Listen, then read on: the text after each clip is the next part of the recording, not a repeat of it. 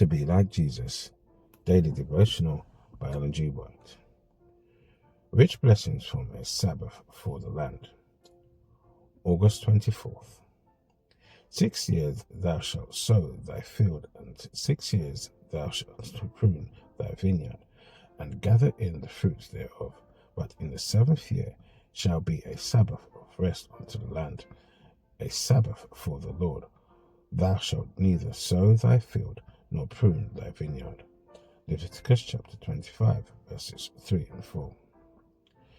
The Feast of Tabernacles, or the Harvest Festival, with its offering from orchard and field, its week's encampment in leafy roofs, its social reunions, the sacred memorial service, and the generous hospitality to God's workers, the Levites of the sanctuary and his children, the stranger and the poor, uplift all minds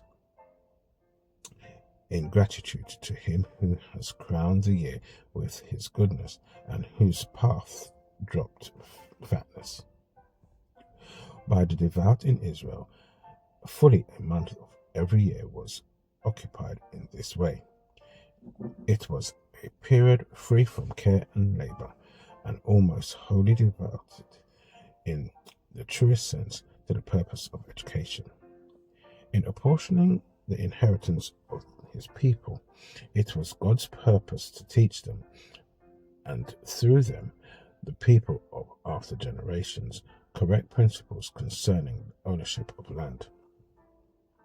The land of Canaan was divided amongst the whole people, the Levites only as ministers of the sanctuary being accepted. Though one might for a season dispose of his possessions, he could not barter away the inheritance of his children. When able to do so, he was at liberty at any time to redeem it. Debts were remitted every 7 years, and in the 50th or year of Jubilee, all landed property reverted to the original owner. Thus, every family was secured in its possessions, and a safeguard was afforded against the extremes either of wealth or poverty.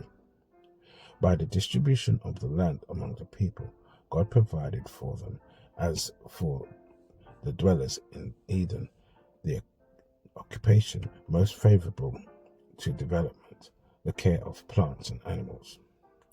A further provision for education was the suspension of agricultural labor every 7 years, the land lying fallow and its spontaneous products being left to the poor.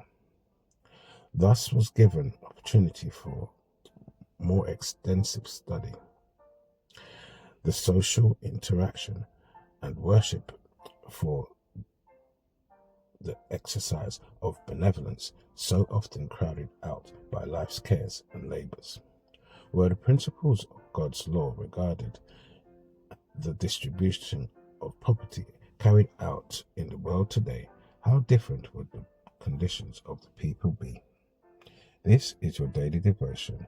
We thank you for listening. We hope you can join us again tomorrow. Please also check the YouTube comments for any further study notes.